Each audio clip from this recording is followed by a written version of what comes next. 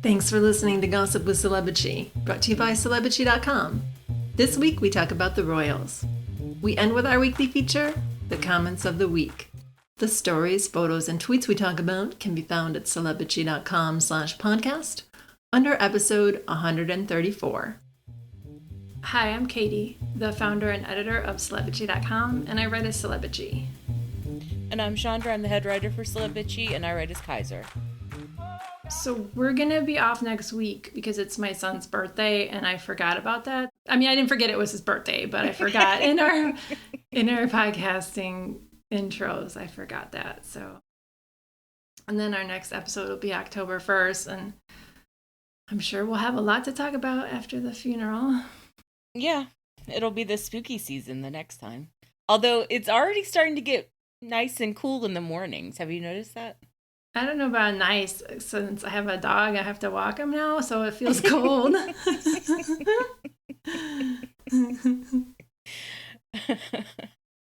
So how is he doing? He's good. He's in his pen right now in the basement. I got like a baby monitor to watch him.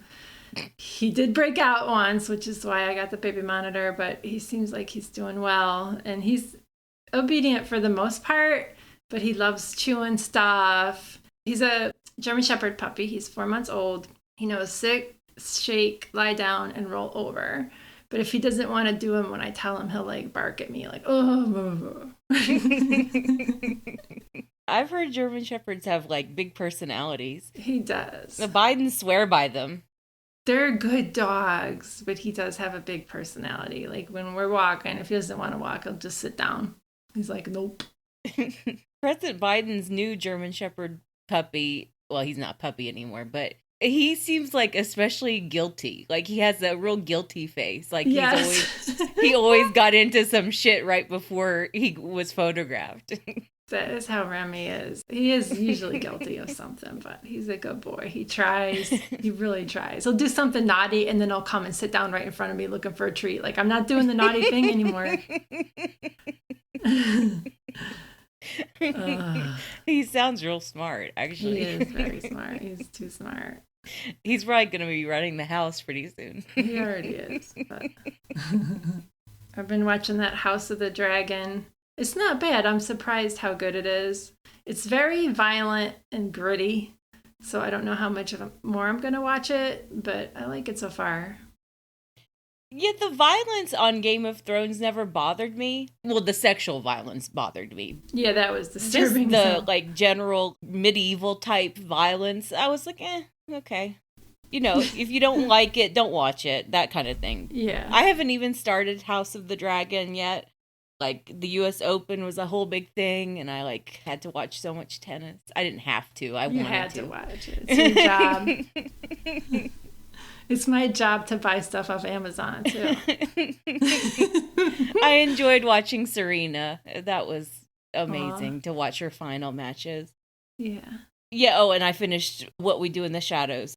Like, I'm a really big fan of that show, but this season was not the best. It was just very uneven, and they had a lot of, like, tone problems. They were trying to do too much at times. Like, it's a world where anything can happen. You know, there are no boundaries for that. Like, oh, they're just vampires living in Long Island. You know, like, anything can happen. But they were making some really weird choices, especially in this season. Well, I started watching this season and I gave up because I didn't like the tone things that you mentioned. It just seemed kind of sexist and awkward. They had a really great series of payoffs for Guillermo towards the end of the season, and I really appreciated how they handled some of that. It was great. I like him. But the stuff with the vampires, it just got exhausting after a while. All right, speaking of exhausting, let's talk about the royals. So last week, right before we recorded, we heard that the Queen had passed and that Harry had gone to Scotland, but he did not arrive before she passed away. And Kate and Meghan had stayed behind. And at first, it was reported that Meghan was going to travel to Balmoral with Harry. But after that, we heard that Charles told Harry that Meghan should not come because it was a somber occasion for immediate family. Right. And so Like, the first weekend after the Queen died, the papers were just full of news, and it was just William and Charles smearing the fuck out of Harry and Meghan, saying, don't they know it's deeply inappropriate that Meghan would come to Scotland? The intention was that they're going together, she's coming to support her husband in a very devastating moment where he's losing the second mother figure. Yes. And the way they spoke about Meghan and like, how dare she want to support her husband? It was ridiculous. You could see them like starting to realize that they went too far, and they started trying to walk it back in the days after. So it was just disgusting. It's really typical of how they treat her. Yeah. And Harry. Yeah. But him less.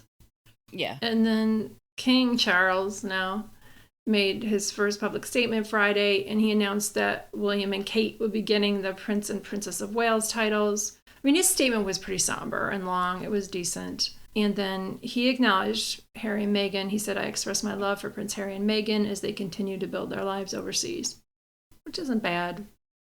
Yeah. And then, like 2 minutes after that, the Kensington Royal account changed their titles to the Prince and Princess of Wales on social media. And like, people like haters, they were yelling at me because I said, Charles doesn't have to make this decision right now. Like, he can just sit on the Prince of Wales issue because it won't really be official until the investiture.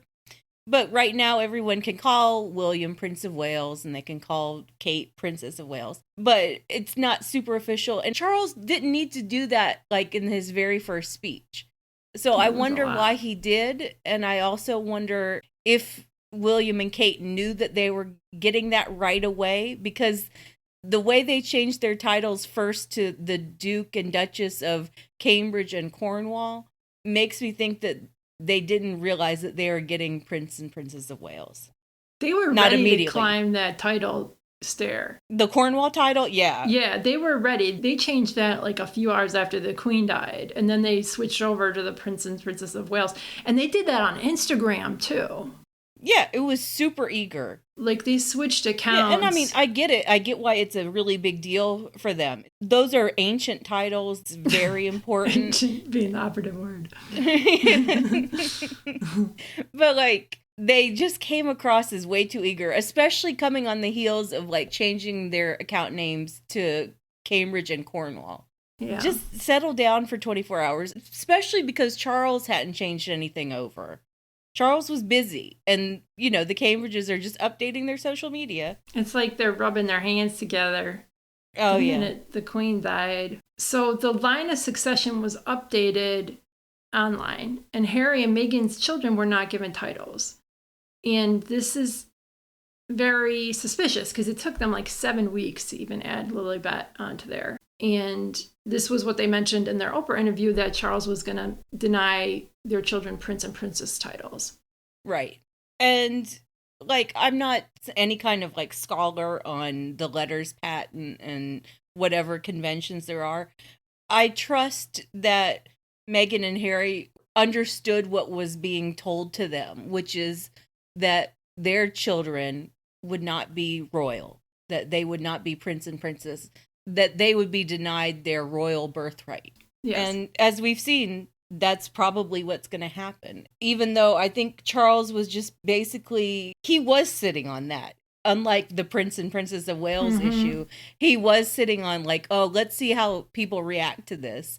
We're just going to put them in the line of succession and not give them Prince and Princess titles just to see what happens.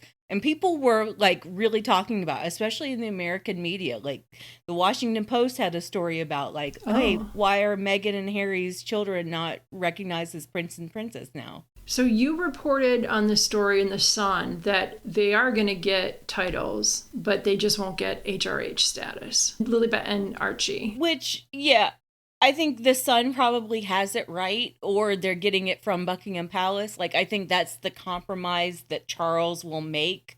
I don't know if Harry and Meghan are actually going to Charles and saying, you need to do this. If I was in Harry and Meghan's position, I would just sit back and let the institution make asses out of themselves and make themselves look really racist. and not have to say a word. People see what they're doing. So let's talk next about the uniform issue, because that's kind of ties into that. And as you reported, so I'm kind of going on your insight over that, not mine. But we heard that only the working royals were going to get to wear uniforms at the funeral event. And that was to shut Harry out as much as to shut Andrew out. Right. For the Queen's funeral stuff, initially we heard that it was mainly about denying Andrew the right to wear a uniform. That's how the information was first passed off. And then it was like a rolling disclosure of, actually, we're going to let Andrew wear his uniform at least at one event, but we're not going to let Harry wear any military uniform at any time. Yes. And it was the same conundrum with Prince Philip's funeral, but in that situation, it was a lot easier because it was so low-key because of the pandemic, and the Queen just made the executive decision of saying no one wears military uniforms. Which was smarter, really. It was. It was a better decision. And I think Charles probably understands that he can't do that for Queen Elizabeth's funeral, even though Philip was a military man and he probably would have loved seeing, the men at least in military uniforms at his funeral. I understand why they could pull it off and say no one wears it. But for the Queen, she is the commander-in-chief, whatever. All right, that makes sense, yeah. Yeah, of course, the working royals would want to wear uniforms. But again, it looked so fucking stupid. And once again, the American media picked up on it. There were MSNBC anchors saying, hey, Harry is a combat veteran. Why isn't he in uniform? And why is Prince Edward, who dropped out of military whatever, why is he wearing a uniform and he has all these shiny medals that he didn't earn? Yeah, it looked bad at the procession when Harry wasn't wearing a uniform and other people were. Yeah, and another thing that Harry did is Harry knew that it was going to be a conversation. So the day before the procession, Harry's spokesperson released a statement saying Harry doesn't want the focus to be on the uniforms whatsoever. Yeah, his statement said Prince Harry, the Duke of Sussex, will wear a mourning suit throughout events honoring his grandmother. His decade of military service is not determined by the uniform he wears, and they asked that the focus remain on the Queen, basically. And that was so smart to issue the statement, because if he didn't, they would have kept on saying, oh, Harry is so hurt. We're doing exactly what we're trying to do. We're punishing him, and he's so hurt. That's what they love to do more than anything, is to act punitive and then to project the emotions on them. Yeah, exactly. Yeah. And so I'm glad he just played it off, and that just drew more attention to the fact that he was being treated poorly. So we got a photo op with Harry, Meghan, William, and Kate. They arrived together on Saturday outside Windsor Palace to greet the crowd. And the body language was really telling because, Harry and Meghan were connected as usual. And Meghan looked scared. And William was trying to kind of talk to everybody, but Kate wasn't interacting with Meghan at all.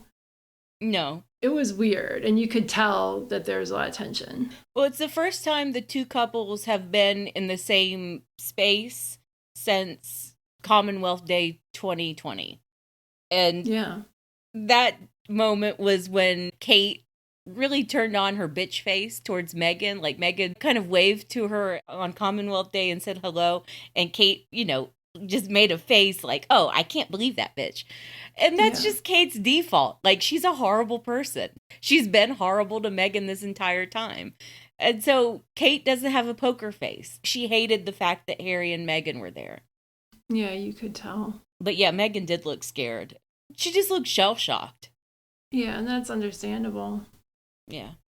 So there are like two different videos of Charles at different events getting pissed off at pens. Yeah.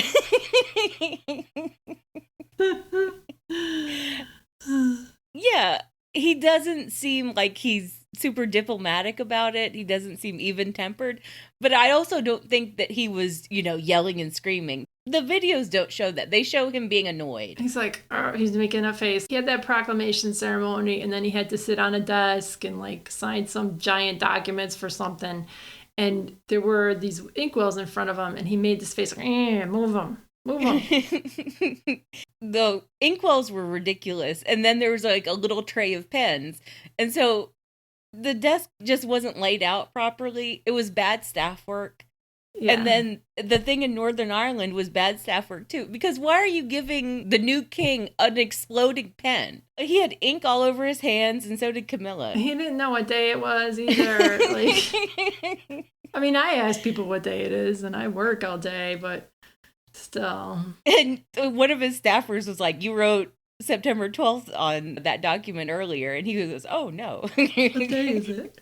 Yeah, it's understandable. I mean. Well, it was the day after, 2 days after September 11th. I mean, the man got $1 million from the Bin Laden family. He's so shady. I love it.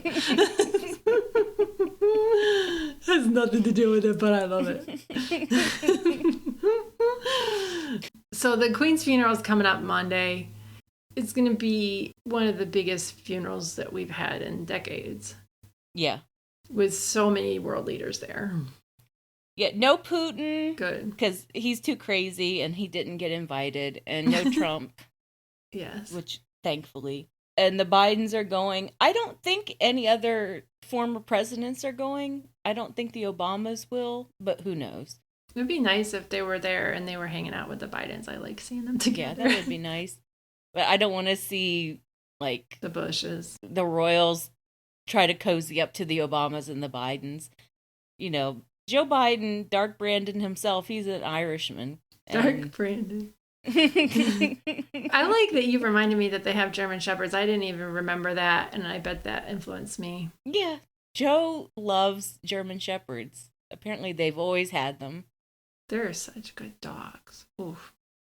So we heard this report in Politico that said that world leaders were asked to fly commercial and like take a bus to Westminster Abbey so that they could accommodate all the vehicles. No, I mean, these are like super high profile people. No. Like, that was Politico. So they were getting it from diplomats in London, probably American diplomats in London, because there were specifically people bitching about, you're going to put Joe Biden on a bus. I think Downing Street has like made some sort of concessions and said certain people will get exceptions. And I mean, we're all assuming that Biden will be the one to get an exception. He'll have Secret Service with them and all of that. But I do think that for like the minor royals and diplomats and charity, whatever, they're probably going to have to go to a second location and get on a bus and be driven on the bus to Westminster Abbey. That makes more sense. It kind of feels like I mean, it's the Queen, so of course it's a throwback, but it feels like such a huge throwback to have a big funeral and everybody come and be there in person.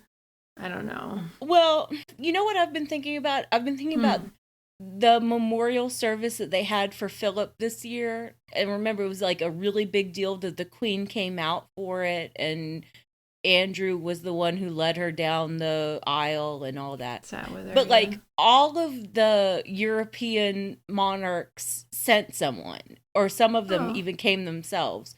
And I do think that that was like one of the big going away moments for the Queen. I really do. Yeah. Like, they weren't just saying goodbye to Prince Philip or memorializing him. They came to like show their respect for the Queen one last time. Looking back on it, like so many of the world leaders that like came to visit her in the past year, there was a sense of finality of, okay, we just wanted to see you one last time.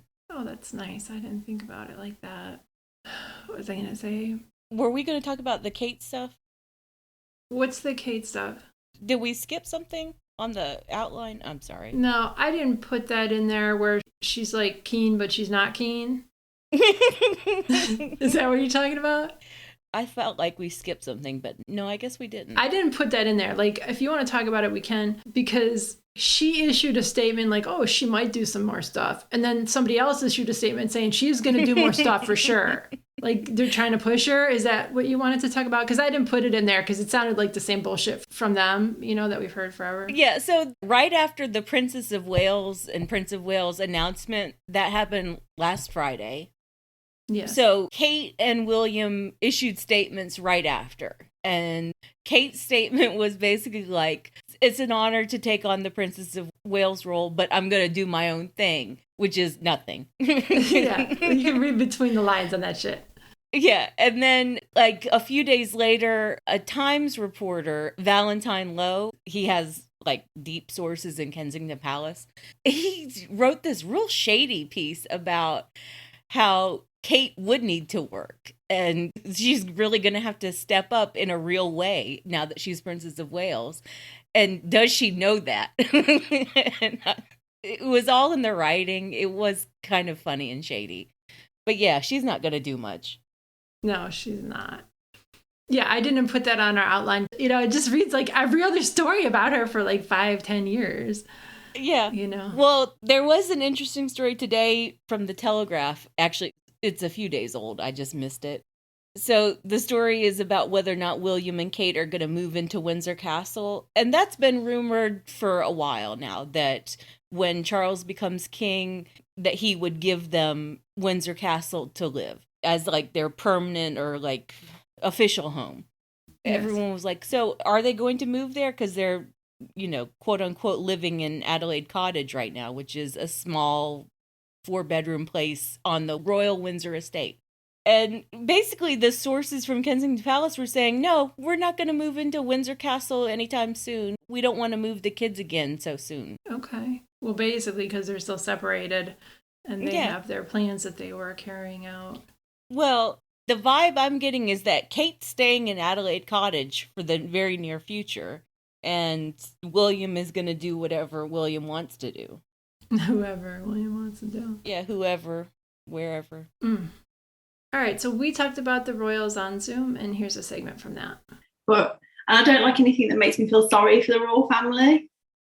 Prince Charles, I've actually like defended him a few times to friends, like, oh my God, did you see what he did with the pen? I'm like, yeah, but he's like grieving. He's been traveling non-stop. He's signing a really important document in front of people. No one's checked he knows the correct date. And not only is the pen not working, then the pen leaks all over his hands. Someone could have checked that, especially after seeing him being really fussy on the first one, which again, I think that is partly that he's just a dick and partly that he can't cover it up because he's kind of tired. Why didn't they get him better pens the second time? I did wonder that. I'm like, after the first time, you would think they would go, let's tighten this process up a bit. I've worked with academics who would have been a lot arsier than that if something. It's just really bad event planning for something they've been planning for God knows how many years. But with the walkabout, Meghan looked absolutely terrified. Being around her tormentors again, and probably didn't anticipate being around them this quickly, she just looked terrified. She looked traumatized. Yeah. Well, I mean, it's not even just the people like the royal family, but she was then put out in front of a crowd. You have no control over if they all suddenly decided to start shouting at her or whatever. And seeing when they got out of the car, how she purposely stayed back. She was going to just keep her distance until William kind of gestured. It was introducing her to that man. And, you know, I know the bar is in hell when it comes to William, but I will give him credit for actually engaging with both of them during the walkabout. Unlike Miss Thing. Kate wanted nothing to do with it. But I'll give him credit for at least chatting and talking to them. Which is really funny because that goes against Middleton PR. Like she's a keen peacemaker. She'll be able to make everything okay. She's the keenest linchpin. And look, when you literally were in that moment, you couldn't, it's like she was Florence Pugh. She literally had the same exact energy as Florence Pugh did. Wasn't it last minute too? They weren't supposed to come. So even with Meghan being scared, like if I were her, I would be so scared that people would shout at me. Yeah. Or try to spit in my face or like say. She was worried for her safety. Yeah, absolutely. And then they put out a thing that Meghan, why they were 45 minutes late was because Meghan needed hair and makeup. Well, if you weren't expecting, you just got a text or a call to say, I want you to do a walkabout. I'm not walking out there looking crazy. Like Sakia was saying, it was perfectly reasonable for Meghan to take 45 minutes to get ready. And we didn't even cover like how much she got smeared for working to get to that event. And people claim she had a mic pack on. And that's the common trope. Like, they're taping everything for Netflix.